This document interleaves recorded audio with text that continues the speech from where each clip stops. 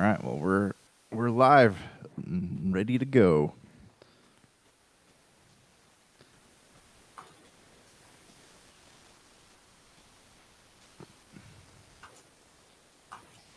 On this week's episode, Free Guy earns a bonus round. Have gamers abandon an upcoming title? And could Splitgate be more Halo than Halo? All this and more as we once again delve into the pop culture cosmos. And we're back with another episode of the Pop Culture Cosmos. This is Gerald Glassford from Pop Culture Cosmos, Game Source, Inside Sports Fantasy Football, and the Lakers Fast Break. We truly appreciate everyone out there listening to all of our shows, and if you can, please give us a 5-star review on Apple Podcasts. Plus, if you can like, share, subscribe, follow, or do anything that you can to support us right here at Pop Culture Cosmos, Humanica Media, popculturecosmos.com, and all the great things that we do out there with the Lakers Fast Break, the returning Inside Sports Fantasy Football, and so much more. It is sincerely appreciated. Plus, a big shout out to our live tabletop RPG game going on right now on Facebook. So you go ahead and check it out. And a big shout out to the entire crew. Hopefully we can go ahead and hear more from them in the coming weeks. In fact, I've got a special episode I'm going to dedicate to a DM roundtable, and you're going to hear that on an upcoming episode of the Pop Culture Cosmos. But it wouldn't be a Pop Culture Cosmos without my good friend. He is our own Mario of Pop Culture Cosmos. You got to check out what he's doing today at popculturecosmos.com. His wonderful stuff that he does with Humanica Media, and of course his podcasts, Topicocalypse and the Super BS Gamescast. And I would be remiss if I didn't mention a book you can buy right now which has his name on it, and that is Congratulations You Suck, available right now at Amazon and Barnes & Noble. It is my good friend. It is Josh Peterson. What's up, man? Hey, I don't know if is that a compliment? The Mario of Pop Culture Cosmos. I feel like I would say it's a me. It's a Mario. He's just always chasing after things, though. Like he's always losing things that are important to him. Well, you're always giving me something catchy, and I had to do this one on the fly because you got the Mario shirt on. So yeah, I understand. It's been we've had a crazy storm out here in Texas this here morning. Just walking outside, I was drenched. And it's hot outside. It was interesting weather going on. Interesting weather indeed. I know all over the place. Here in Vegas, it's hot, and still hot. So we're hoping to get cooled off here sometime in the near future. At least that's what we hope. But we'll see what happens. I hope your area of the woods out there, wherever you're listening around the world, is a little bit better off and a little bit cooler and a little bit nicer where you're at.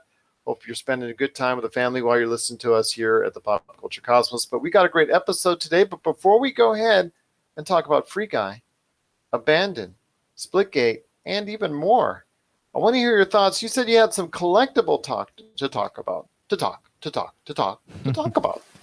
Yeah. I mean, I've just I'm noticing, having gone to Comic-Con last weekend and seeing what the collectible scene looks like these days. Like I'm noticing that like there are a few properties like from the 90s that have kind of like stood the test of time, like Mighty Morphin Power Rangers is one of them for sure. Gee, how did I know you were going to say that? Has your Instagram been flooded with it? Yeah. So I mean, I've been collecting some stuff here and there, and then we walked up to this booth when we got there, and there's just somebody who is selling just a bunch of old toys. Like there's stuff from Silver Surfer, there are old Jurassic Park toys.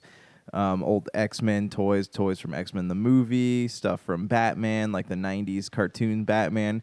So I mean there's obviously a high demand for certain properties, but it's a weird thing to know because it all goes up and down so fast, like what's going to be popular, what's not. You look at the anime statues, right? Like people eat that up. People love the Dragon Ball statues and the different like anime character statues.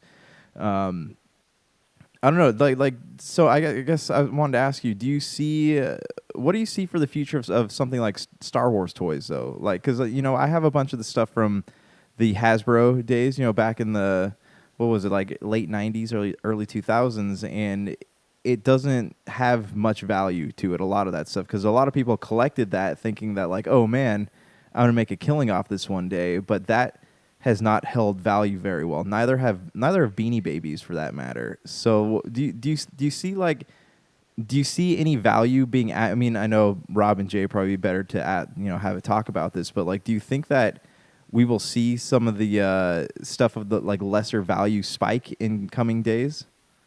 Well, first off, you mentioned Jay and Rob, but Jay Bartlett and award-winning director Rob McCallum. Hopefully, everyone out there will give their show a shot, and that is the Jay and Rob Toy Show.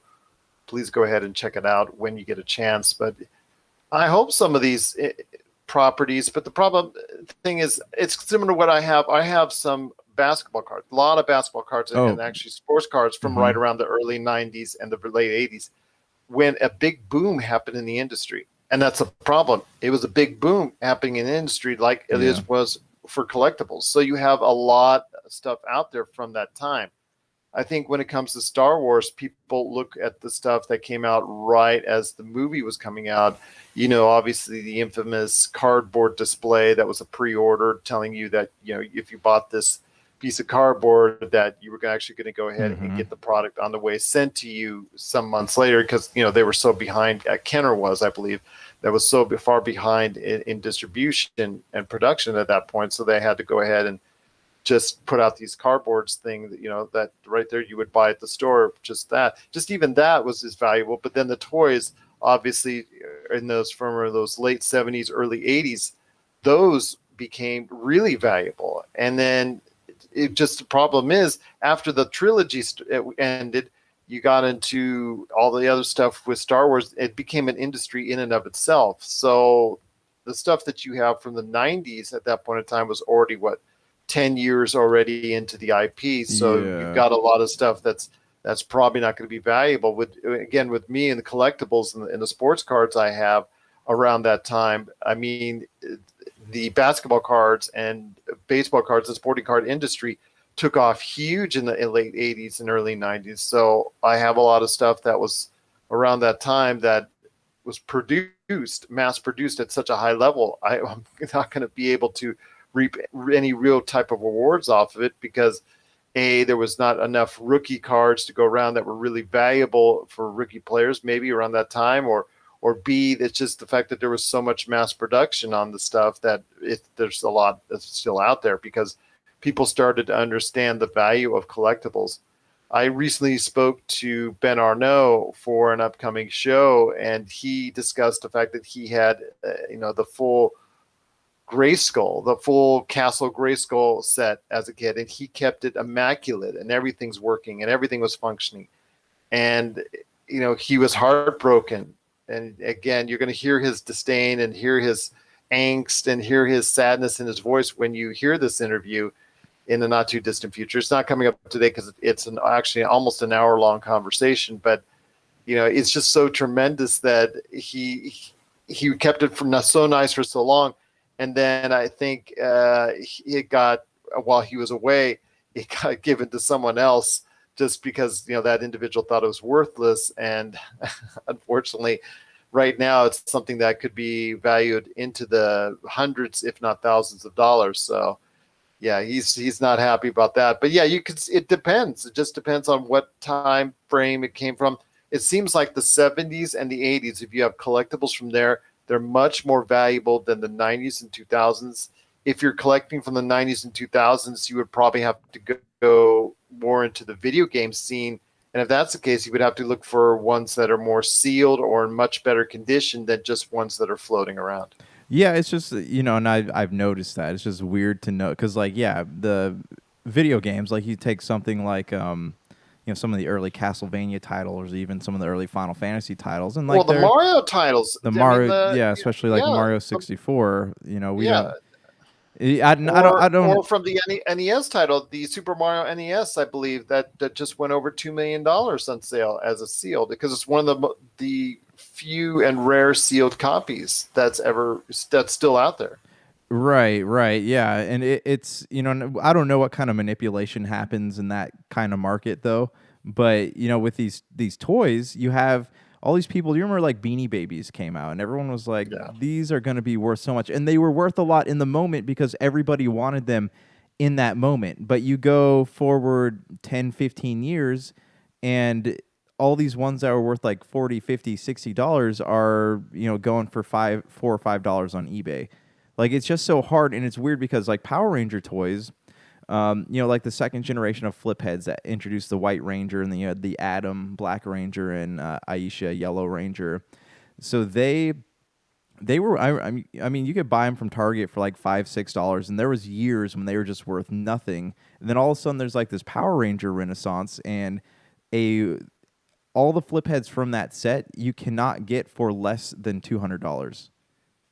So it's weird how the market moves up and down to relying on the fads. And this is I was talking to my wife about this this past week about how things move up and down like that. And you never know what's going to be worth what someday. But um, Well, it's become a new investment market. It's become it, in its own way and a exactly. whole market into itself. Well, and that's what I was going to tell you next. I forget what the company's called, but there's this company now where you can invest in assets. So like you can invest. They have the there's a copy of Mario on this website. Hold on, I'm trying to figure out what it is. And you can you can own a piece of it. So you can enter the market at like $25 a share, and then like you get to decide like how much to sell this game for, and then you get a cut of that depending on how much money you put in. So it's kind of a weird, it's like cryptocurrency or stock markets. You buy a chunk of it. I wish I could remember what this website was, but it popped up on my feed the other day. But But it sounds like you're just buying it like you would a stock, and you're you're, absolutely trying to go ahead and assume that it's going to go rise up in yeah, value. you're buying a share of it. Yeah, so it's like you can buy shares of like Star Wars toys or Nintendo games or whatever It's it like might buying a be. share of a company. Yeah, exactly. And it's, I mean, and maybe people will make money like that, but again, like with how I would say that the collectible market, though is booming right now, like you go into Walmart or Target and the toys are all gone, it's still a very volatile market because you never know what's going to be worth what. Because you have all these people, look at the new generation of He-Man toys, right? Like the older He-Man toys, you could probably get a little bit of money for, but like these new ones come out, and every toy, every action figure is priced at around $15 to $30 these days. I don't know if you've noticed that, but you buy them and they immediately become worth less than what you paid for them.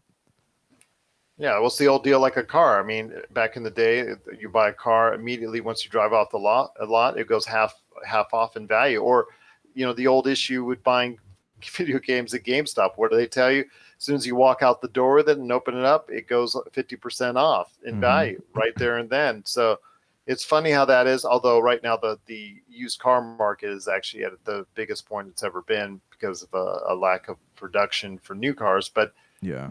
right now, when it concerns video games, it all depends. I mean, who knows? Maybe even my sealed copy of Mass Effect Andromeda, which I bought for $5 a long time ago, that may go up in value. You never know. You Yeah, never yeah, know. you never know. I mean, I guess like the point being, it's just such a weird contrast between what is and what was. Like you could go back when I was a kid, you could go and buy, these toys that came out when I was a kid. They charged $5, $6, $7 for them, and now they're worth a butt ton of money. But toys that like you buy today, you go out and you pay a whole lot of money for, and then they immediately drop in value. So it's the collector's market is such a weird thing right now, but it's like also like I love it. I don't know.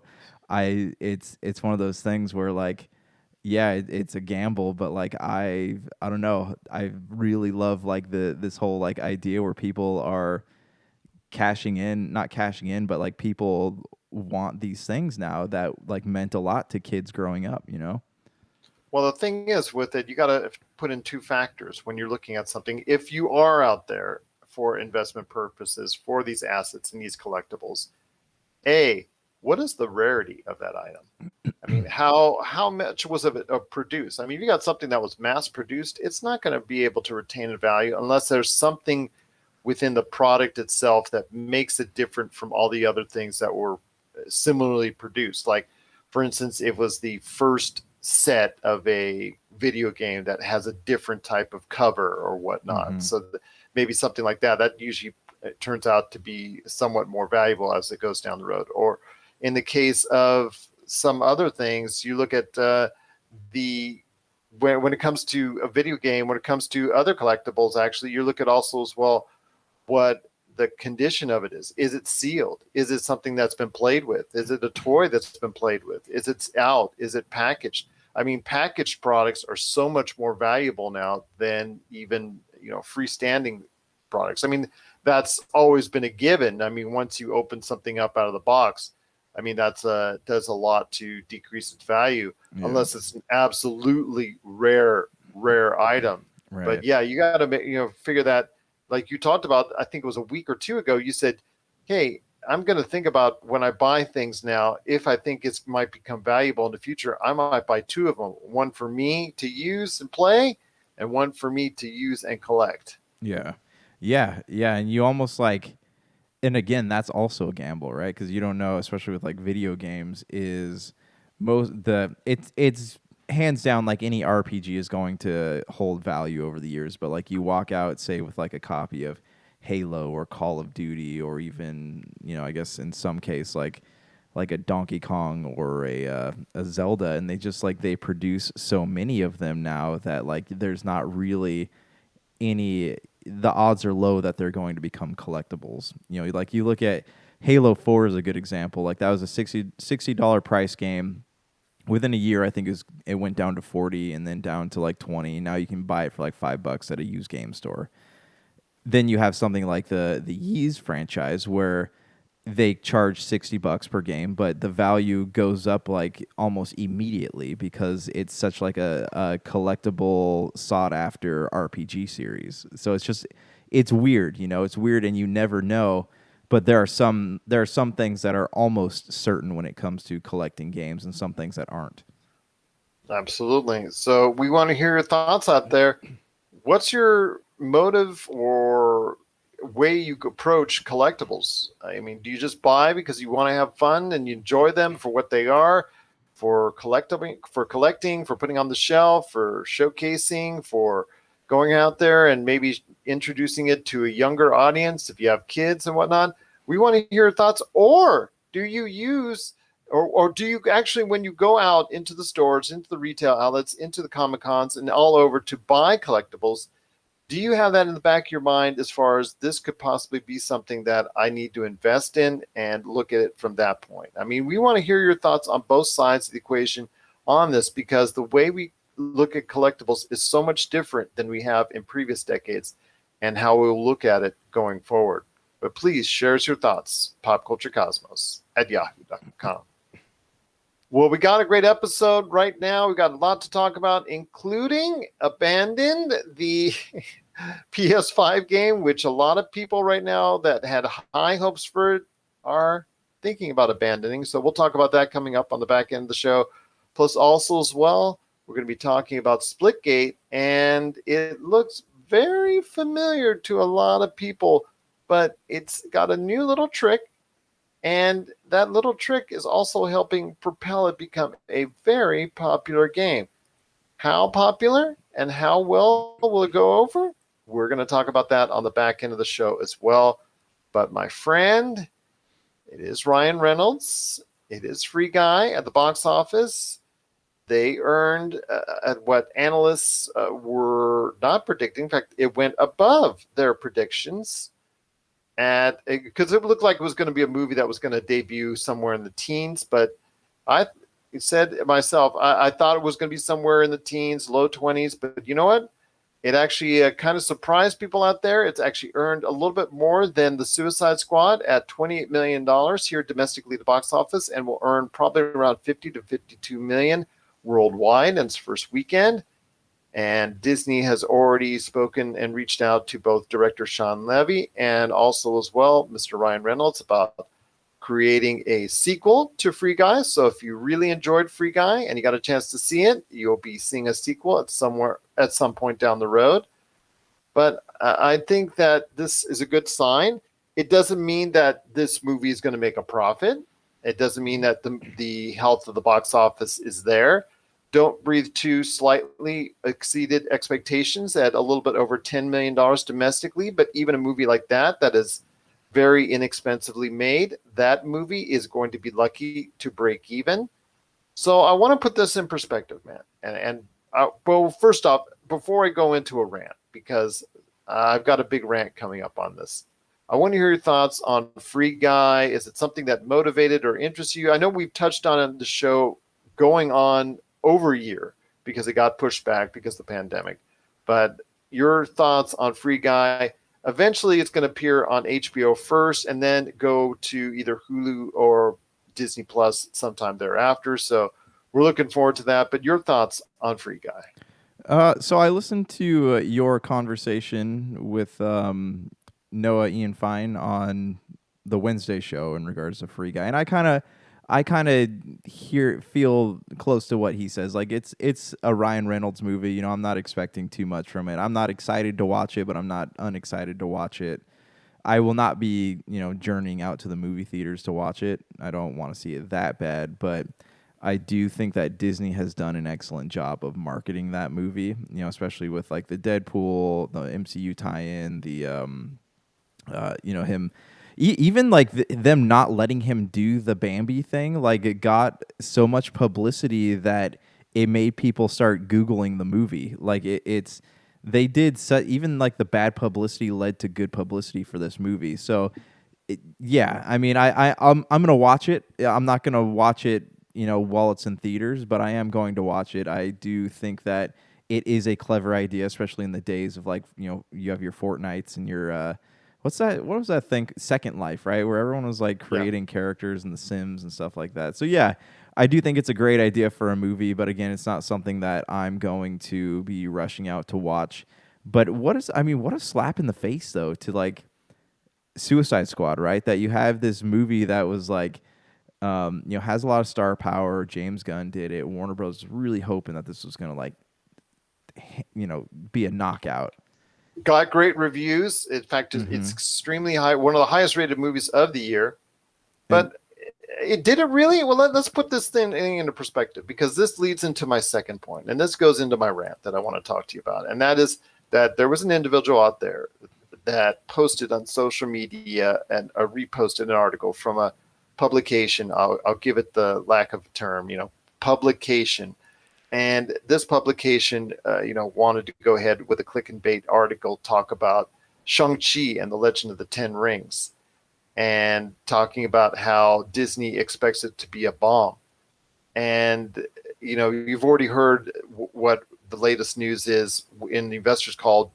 Disney CEO Bob Chapek called the release plan for Shang-Chi and the Legend of the Ten Rings to be an interesting experiment, quote unquote. So 45 days in theaters, right, before it hits Disney Plus. Okay, that's correct. So he called it an interesting experiment. And Simu Liu, the star of Shang-Chi and the Legend of the Ten Rings, took quite exception to that on social media this past weekend, and he was not thrilled at all.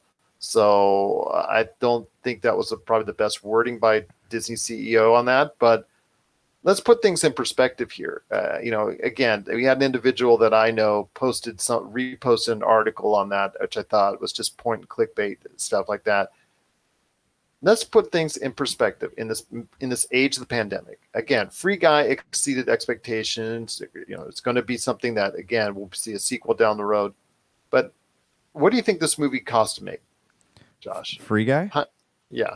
120 million maybe. I was gonna guess somewhere around like 112. Yeah. So let's say 100 million. Let's go on the cheap side, 100 million. You got to remember that's just for production costs. Then you got to factor in marketing, which you talked about was a great job of marketing. All that costs money to put out there, but not just on social media. Yeah, and if you look at it though, like anything with Ryan Reynolds, like it doesn't. the marketing, I'm curious exactly how much they spent on marketing for this, because anything you have, Ryan, you had Ryan Reynolds in a Deadpool costume, like that's probably, and then the I, marketing I just I I get that, it did but it itself, takes you know? money.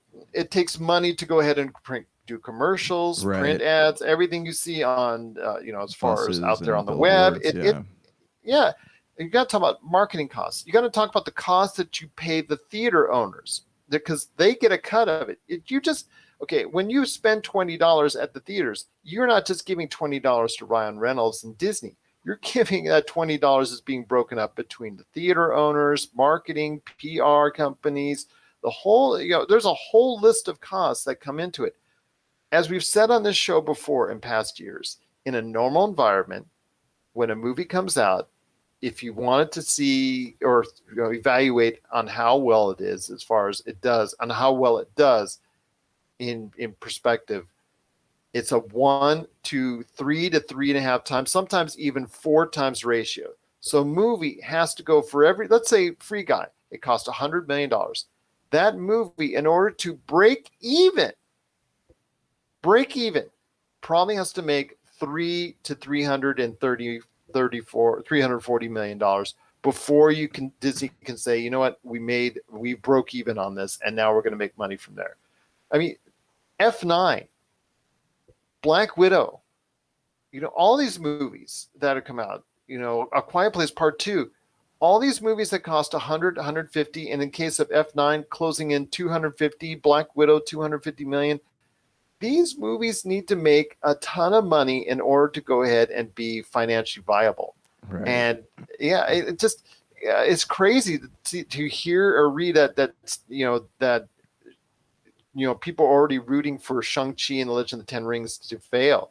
I mean, we are so excited for it, you and I, and we cannot wait for this to happen, this movie to come out. I mean, I'm so excited for it, and I'm wishing the best for this movie because I really think it's going to take the kung fu genre to another level. And I haven't been excited for this type of movie in such a long time because Black Widow didn't meet my expectations, and I've been waiting for that movie forever, and I've been championing that movie forever, and I'm just so excited for this movie to come out because it really does look good, and I'm really looking forward to it. But people need to put their realities in check here because none of these movies, even F9, is going to break even at best right now in today's environment.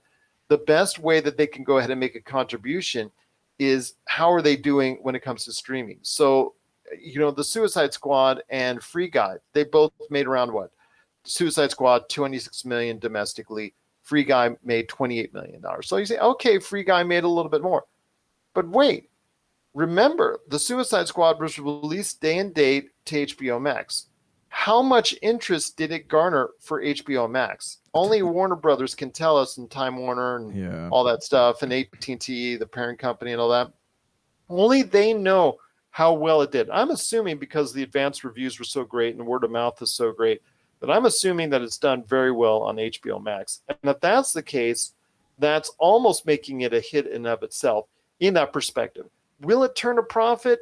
No. But will it do what it needs to advance the streaming service? Yes. And I think that's the difference there. I Yeah. don't think Free Guy 45 days from now is going to get the same kind of response that Suicide Squad did. Or actually, I don't think that Free Guy on HBO Max, because that's where it goes to first because of a previous agreement between Fox and this movie. I don't believe that that's going to garner the same type of enthusiasm and interest that the Suicide Squad did on day one.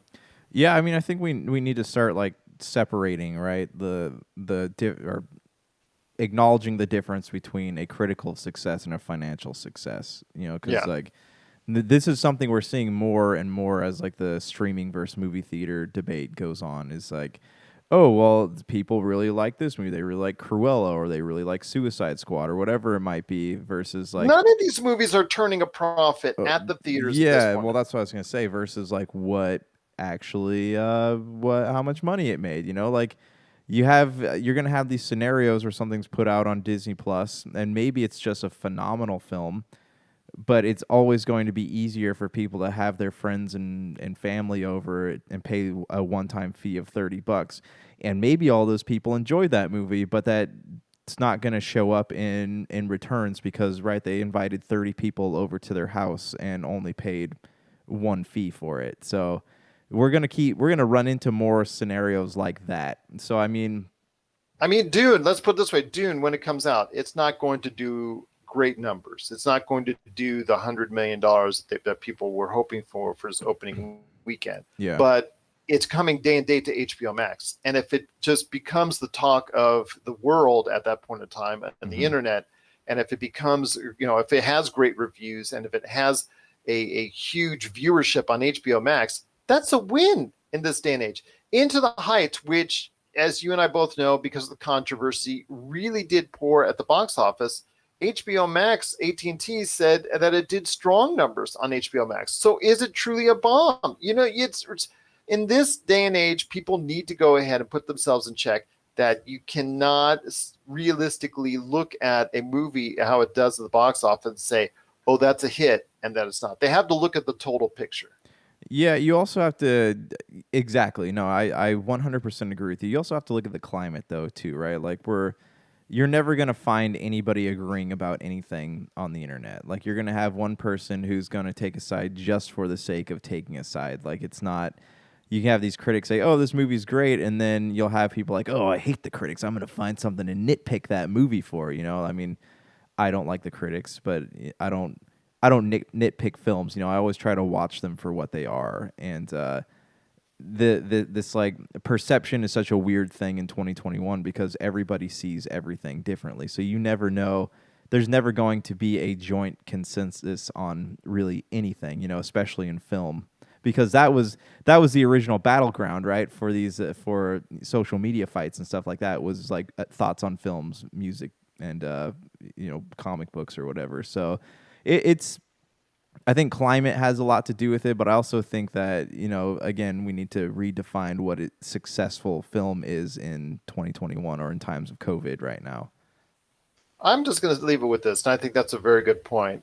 And I just think that people need to put themselves in check in regards to what is going to be hit and what's going to be not, Mm-hmm. and to understand what's going on and to realize that, hey, maybe I shouldn't be posting things out there or reposting articles or creating articles that go ahead and already target a movie or a product or an entertainment thing to fail. Got to understand what age we're living in right now, and get a reality check that things are a little bit different. I mean, it just sounds to me when you repost or you make articles like that you're rooting for this individual product to fail before it even comes out.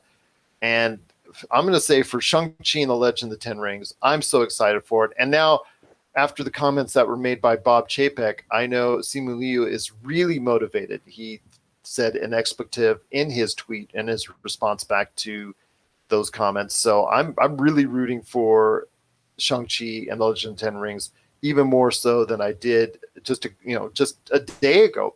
And I really wanted that movie to work out. And we've been on the show saying that, but I now really even more wanted to work out even more.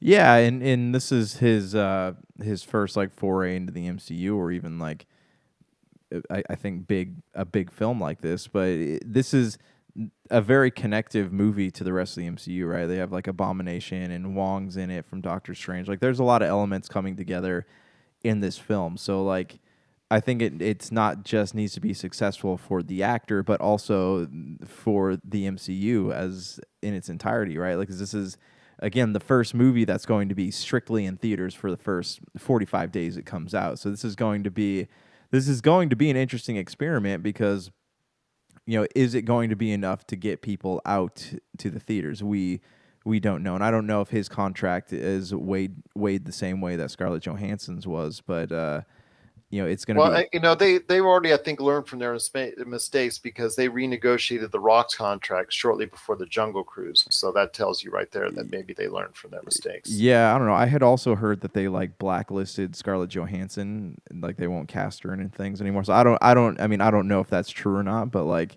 it's just it's hard to say, like I think they're kind of figuring it out as they go. But yeah, it'll be interesting to see how this all plays out. I hope that I hope the days of like going back to the movie theaters for these blockbuster events return, but also like we're creating this climate where like, hey, these blockbusters are going out into theaters, but what about the smaller guys? You know, like the Christmas movies and the romantic comedies and things like that. Like, if these movies, if these big blockbusters are struggling, I don't think we're going to be seeing any more of these smaller movies in theaters for a really long time. And the other thing is, you got to put this in perspective. If these movies don't generate profitable incomes and they don't move the needle on their respective streaming services, then we're going to see a lot less blockbuster, big budget films coming up in the short future because the movie industry and Hollywood are going to be very unsure about how to approach the theatrical box office going forward. They're going to shift to even more series, cinematic series, and things of that nature, like with The Mandalorian and what you're seeing with The Lord of the Rings from Amazon. And they're going to go to these bigger budget series that they're going to make. You're going to see more Marvel TV shows than you are Marvel movies, maybe in the not too distant future. So that could be something that you need to think about as well, as long as we're in this type of environment. If it changes and it gets better, then it goes back to the way it was before. But if it doesn't, then you could be seeing this. I'm going to keep this series on Disney Plus instead of making it into a movie. I think those decisions are already being made. And I think they're already being made with the thought of streaming services, which is now the predominant way we watch television, that we consume pop culture, that we consume entertainment. Is now the predominant way we go ahead and do so. So I think that these studios are now starting to shift, seeing what the marketplace is right now, and will not shift back soon because of the fact that this thing is not going away with COVID anytime soon. And because of that, you know what? They have to go ahead and shift accordingly. Yeah. So I have two thoughts on this. One, it is we there's all these big blockbuster movies are done. You know, they've been done for months or even like more than months, right? Years. Years, yeah. But they're waiting. They're trying to figure out like, how do I get a return on this?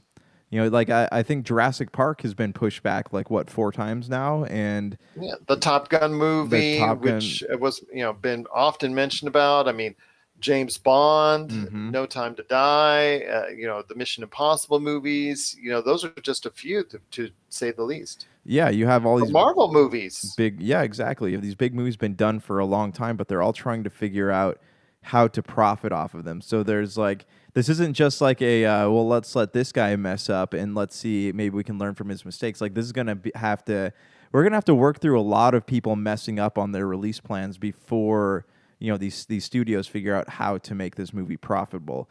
On the other hand, though, like, in the days, I think streaming services also kind of shoot these production companies in the foot, because in the days before the streaming services were around, you had to wait, like Redbox even made you wait several days after the movie hit home movie or whatever before you could rent it or whatever that might be. But you had these films made additional revenue off of home video purchases, right? Like, Yeah, the pay-per-view, the initial the pay-per-view initial hit. pay-per-view or the people buying physical copies, because I remember everyone said that like Hellboy 2 was a flop, but then it eventually made back a lot of its money on the home video Blade circuit. Runner 2049 is something I always bring up, that it was a movie that did not make money. It made about $250 million at the box office, which was not going to I don't even think it brought it to a break even status,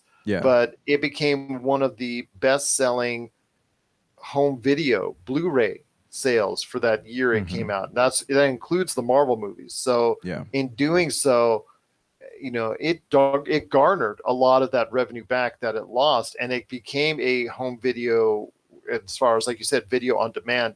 Really, it made a lot of money off that as well. So Yeah. it came close to, you could say, maybe it broke even, maybe a slight profit, but yeah, by the time that finished out. But that's one of the few movies that's out there. But yeah, even the landscape of how we consume even on video has now changed because Hmm. of the streaming services. Yeah. Yeah. It's they're I guess removing sources of old revenue to create room for new ones, but also those revenue lines that once existed aren't there anymore. So it's just been a weird, like, reversal of all the things we know. And I honestly can say, like, I don't think there's going to be a right or wrong way to release these films. Like, I think it's going to just vary on the film and the interest it gets and the service that it's on.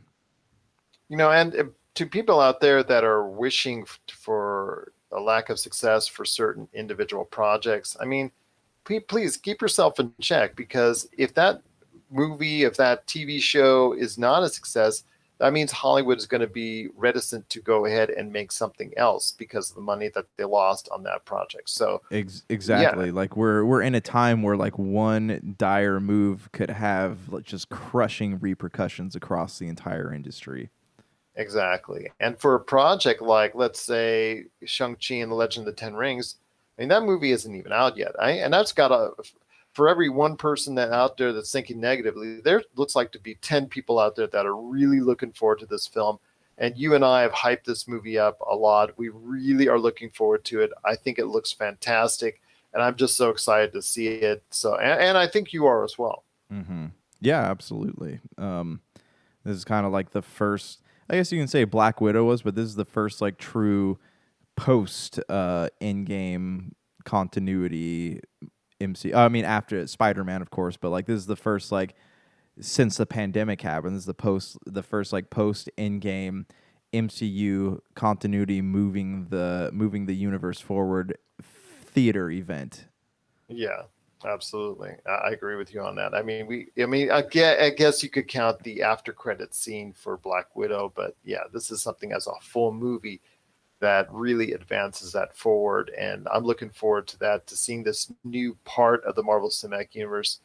They're doing a great job with the TV shows. I'm really liking what I'm seeing with Loki. The What If is What If. Have you seen that yet, or have you a chance? No, no, not yet. I keep we're watching the second season of Ragnarok right now, so then I'll move on to What If after. But I still got to watch Loki, so I don't know. Like, Loki is good. Loki's really good. At least it ended up for me on a good note. So, yeah, I mean, there's still a lot to talk about with pop culture out there, but please go ahead before you talk about what's a failure and what's not. I mean, this is a different age. I mean, I'm trying to go ahead and ease my indications on what is going to be a failure and not a failure in this industry, because it's all about the streaming these days and how much it'll impact it. And for a movie like Shang-Chi and the Legend of the Ten Rings and other movies that are just not going to be a day and date, they're not going to make money off the bat. They're not going to make money in the theaters as far as a profit is concerned. So people need to put that in perspective and understand that, hey, well, they may not make money initially on its first initial run, but if they do anything to bolster Disney Plus or HBO Max or Netflix or wherever they end up being on streaming, that I think ultimately is what people need to look at and see and gauge if a movie is a success or not. If it moves the needle there, then I think in this environment 2021, that's what's more important at this point in time. So, but Free Guy, it like a lot. Disney's really high on it. They've already asked Ryan Reynolds to go ahead and make another one with Sean Levy, director, so they get a lot of credit for it. So, kudos to them. This movie, hopefully, will by the time it ends up on streaming services, will go ahead and make it worthwhile for a lot of audiences. But it did exceed expectations, so kudos to them. Again, if you had a chance to go ahead and check out Free Guy, we'd love to hear your thoughts. And also the weigh in on the debate that we just talked about with Josh and I on whether or not, or how you gauge a movie and a success or failure in 2021. We'd love to hear your thoughts on how you go ahead and gauge a movie's success in 2021. Do you still base it solely off the box office? Do you base it, on what it does in streaming? We'd love to hear your thoughts on this. Pop Culture Cosmos at yahoo.com.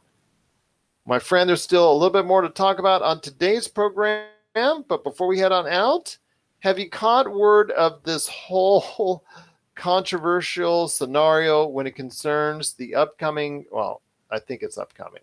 It might still be upcoming for PlayStation 5 exclusive, or a game that's going to hit the PS5, I believe, first, the horror game Abandoned. Have you heard about this entire scenario with that game? yeah, they were. I guess people saying they're trolling people, but they just were dumb and decided to be like, "Hey, if you want to watch the trailer, you have to download the app, and from what I understand, that did not go well for them because the trailer wasn't exactly what people were hoping it would. And this is the game for those of you listening. Like, this is the one that everyone was like, "Oh, did Kojima make a secret Silent Hill game?" Like, that's what everybody thought this was at first. If you remember that story from a few months Yep. back. This is from Blue Box Studios, and it's something that okay, they delayed on the teaser. Like I think on more than one occasion they delayed the teaser and just were teasing the fans ultimately. And because people were initially excited about the announcement of this game, and it became a like you said a larger than life scenario where they thought Hideo Kojima was attached to it, and then Hideo Kojima said no, he wasn't. Then the makers of this game from Blue Box had to go on social media and say he's not associated with it. And it was just a point where people were still excited for it, and they were promised a teaser, and they didn't deliver initially. And then a teaser came out, kind of, and it really didn't go over that well. And the thing is, they said, well, if you really want to see the full trailer, wait until wait until it comes out. And then they said, okay, well, we're going to go ahead and make an app. So you have to go ahead and download the app in order to go ahead and see it. That And then alone is insane to me. Like, that seems like the dumbest way. People don't. I mean, well, hold on. Let me finish. okay. And when you download the app, you get the same small little teaser footage that they showed previously that didn't impress anyone. Yeah, and the app is 5 GB large. Like, that's a lot of space for something like that. But this is like it doesn't matter. Every piece of market research out there, right? It shows when it comes to viewing content on the internet, it shows that people don't like to watch things over 5 minutes, and two, people don't like to click on a bunch of things to get to what they need to see. That's why you go on most modern websites, and little ads just pop up on the video, right? Because they know that people aren't going to actually click on something that says like, "Hey, you want to lose 10 pounds in 6 days?" Like, they're not going to click on that anymore because they're like, "Oh, this obviously is too much work to learn how to do this." So the extra steps seems like a surefire way to get people not to look at something. So I don't understand how the marketing for this worked, or who like sat behind a desk and was like, "Yeah, this is a good idea. This is a great idea. People will love this." It just is so incredible how they approach this in a bad way. I mean, we just talked about what is a failure and what is a success before something even comes out. Mm-hmm. I think we might have to make an exclusion on this because right now, all the publicity that they had, all the goodwill that they had when this was announced, and Yeah. people were so excited for it, even before the Hideo Kojima rumors started and all that, that people were really excited for this game. And now it's just completely turned on its end. Yeah. Oh, absolutely. And I don't. This is such a big like blunder that I don't see. This is gonna leave a bad taste in people's mouths, and like that's the real shame, because like, like we just talked about, like, we're living in a time where perception can make or break something and beyond repair, and like this might be one of those moments.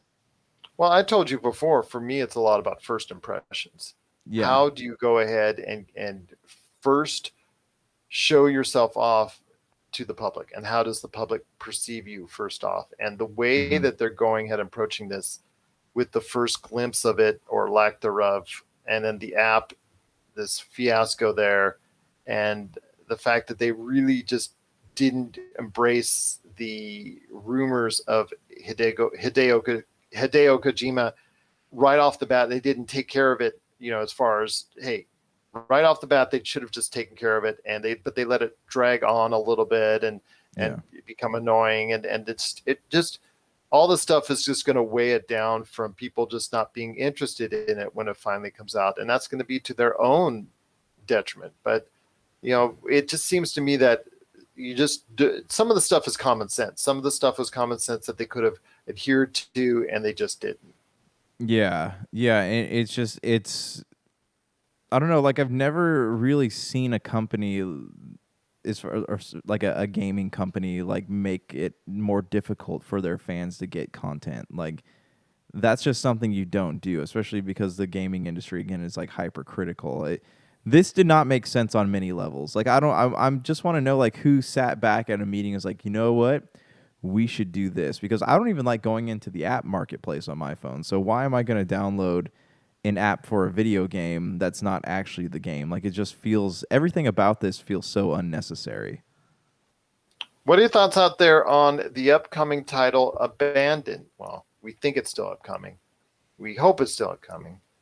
Are you seriously annoyed at the promotional, and I'll use that figuratively and in quotes, promotional tactics that Blue Box Studios has done in order to promote this game and all the controversy surrounding it and the app that takes a whole ton of space and doesn't really show you much of anything, and the trailer or teaser that they showed already that didn't really show you much of anything, and the Hideo Kojima rumors that they should have addressed right away that they didn't and then had to deny later on, and just all the stuff that went on with this game that hasn't even come out yet. It's not the best sign for it. I'm still willing to give it a chance. I'm still hoping that it will find success, especially for any small studio that's out there. And we're going to talk about one here in a sec. But I really hope that Abandoned will find its feet and will find its gaming niche with the marketplace. But we want to hear your thoughts. Are you still interested in what's going on with the upcoming game Abandoned for the PlayStation 5? Please share us your thoughts. popculturecosmos@yahoo.com. Well, my friend, it's been a great episode. I cannot thank you enough as always. But before we head on out, my friend, have you had a chance to check out the free-to-play game Splitgate? I have not, but I have heard a great deal about this game, this Halo-esque Portal game. And Absolutely. everyone I've talked to who has said that like I am not going to be, this game is fun, but I don't see myself going back to it, has gone back to it. So, kudos to them, and maybe this is something that could get me interested at some points, but I have not had a chance to sit down with it yet. Have you?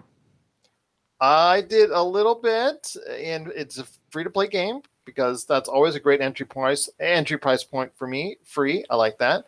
But first off, I want to go ahead and give a shout out to 1047 Games. This is a company, again, a smaller studio, just like the folks from Blue Box and Abandon. 30 members of the team. This is a small studio. This is not those tiny in a garage studio, mind you, but it's still 30. And you only have a staff of 30.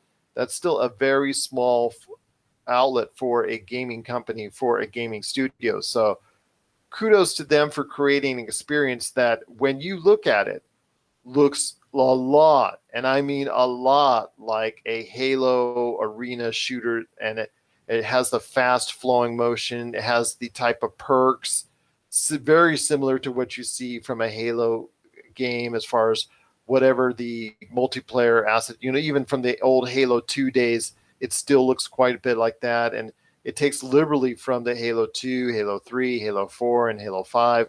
It takes liberally from those type of environments, and it creates its own niche.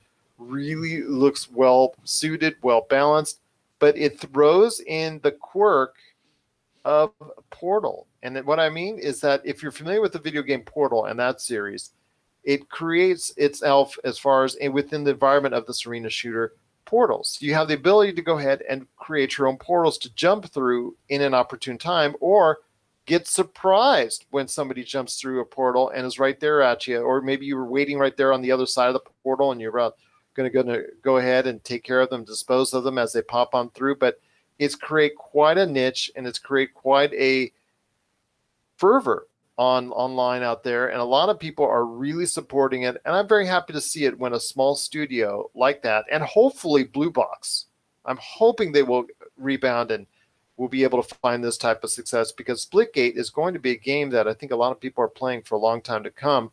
But the thing I ask you, my friend, with Halo Infinite coming around the corner, I know there's a lot of pressure on that game to succeed, but if people want their Halo niche this fall, could they be finding it more on Splitgate than Halo Infinite? I mean, free to. I don't It's think free to so. play. I don't think so. Honestly, like The Games Pass subscription doesn't cost that much, and if Halo, it, we're gonna reach a point where yeah, all these free to play games are going to eventually like outweigh the the big AAA titles. But I think people are so curious about Halo Infinite that it's people are going to be driven to Halo Infinite, even if just for like the first like 2 weeks that it's out. But I had again like Splitgate does sound like an amazing game. I don't know. It's hard to say, but I don't think we're at that point quite yet where people are giving up the AAA titles for free to play, but I think we're going to get there really quick. I think Halo's going to go free to play. I think the Halo multiplayer eventually will be a free to play option. Oh yeah, I mean I'm sure it will. Out the gate though, they're probably hoping to get that either get that Games Pass subscription or get that, $60 in the old Microsoft bank account. Because you see what happens with Red Dead and GTA Online. They both went to I don't want to say a free to play, but they went to a very low cost Mhm. online option. A lot of these other games have branched off. Now we've seen what Call of Duty has done with Call of Duty Warzone and its Yeah. own free to play environment, Apex Legends, and there's quite a few others. And of course, what we see from Fortnite and all that is the big free to play game, on the marketplace for more than a couple of years now. So I really think that this Splitgate game that looks really, really good, fast acting. I mean, you really have to be on your game when you play this. If you've really done well in Halo, I think a lot of those people are going to go ahead and migrate over to Splitgate. Maybe they'll stay there once Halo Infinite comes out. We don't know. Maybe a lot of these players will go back to Halo Infinite when it comes out. We'll see. But I think this is not to be underestimated because just the sheer demand of it right now. The beta itself, the original beta came out and it broke the servers as far as the sheer demand for it. So that Yeah. tells you right there that these arena shooters, that there is a marketplace for them. It's not just these open-ended battle royale games, these open world type environments that are the only ones that are going to find success.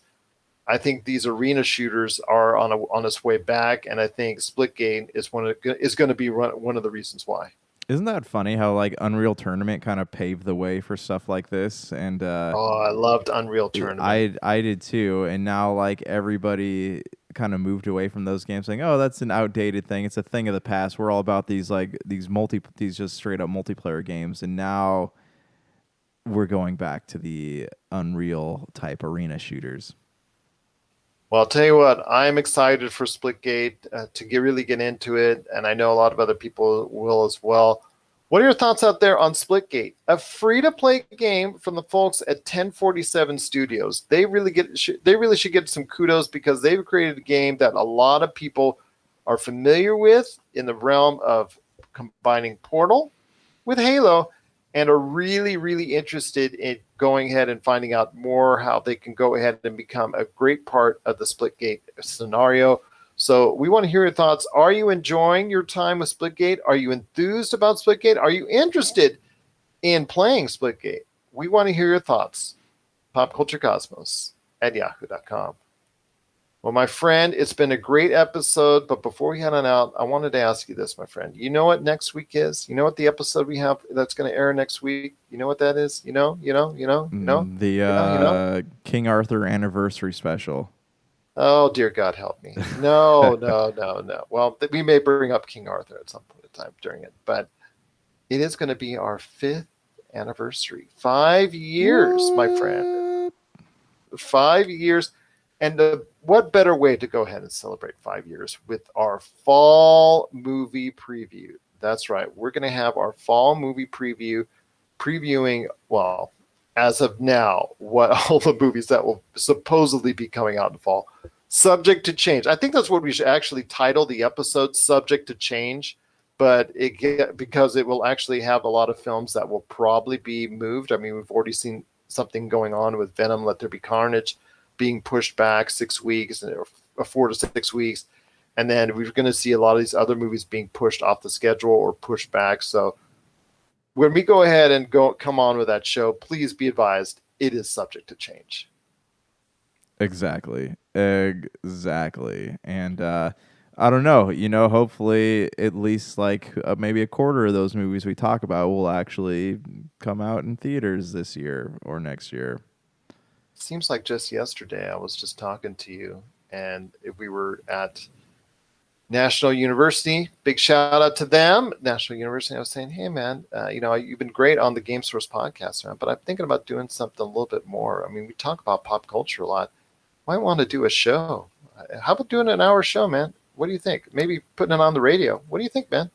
Yeah, that's right. Now I remember that. Yeah, and eventually National University is going to have to pay us for all this free advertising, but I do remember. I remember the Game Source show coming to an end and Pop Culture Cosmos beginning, and then that went from like one show to two shows and a bunch of other charity events and stuff like that. Like it's been a fun ride over the past 5 years, and like pop. Just looking at the pop culture landscape, it's changed so much since then. Especially no thanks to COVID, but it's just that so much is so different from what it was 5 years ago. The world in general is different. I know, right? We've given so much to pop culture, and pop culture has done so much for us. But yes, the world has evolved so much and so differently since we started doing this. I mean, we used to get into a routine, and then something would break us out of that routine, and then the MCU really hit its heights, and then Hmm. obviously what's happened in the past 18 months. But still, man, it's been great doing this with you. But we're going to do all that mushy stuff on next week's show. Yeah, National University, man. What's up with that? We've given you all this pub over the years. Yeah. Come on, help some Show brothers me the out. money. Helps us out, man. Help us out. But I'll tell you what, it's been a great ride with you, and I'm looking forward to many more years to come. But next week, it is our 5th anniversary, and what better way to do it with our fall movie preview right here at the Pop Culture Cosmos. So for Josh Peterson, this is Gerald Glassford. It's another beautiful day in paradise right here in the Pop Culture Cosmos. We thank you for listening. And here's hoping you have yourself a great day.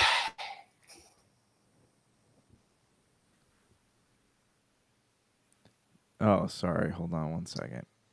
Thanks for watching, everyone. Thanks